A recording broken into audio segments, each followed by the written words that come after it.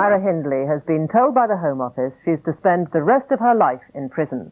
Hindley, who was jailed in 1966, is said to be deeply shocked because she thought she had atoned for her crimes. But the mother of one of the victims said she was overjoyed. Myra Hindley was called to the Governor's office at Cookham Wood and given a letter from the prison service.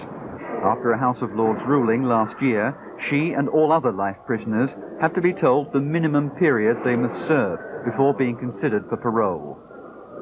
Hindley, who's 52 and who's been in jail since 1966, now knows that for her, a life sentence will mean exactly that.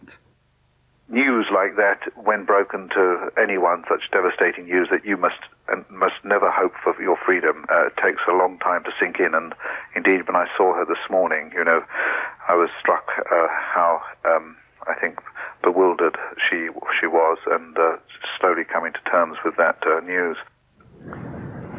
Few crimes have caused the outrage and revulsion of the Moors murders, and the tabloid newspapers have ensured that the images of the 60s hadn't been allowed to fade away. Hindley, who lured children to their deaths at the hands of her lover, Ian Brady.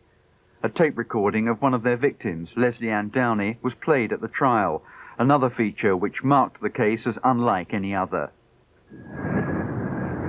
20 years into her sentence, Myra Hindley was taken back to Saddleworth Moor, near Manchester, to help the police find the bodies of 2 more of the victims.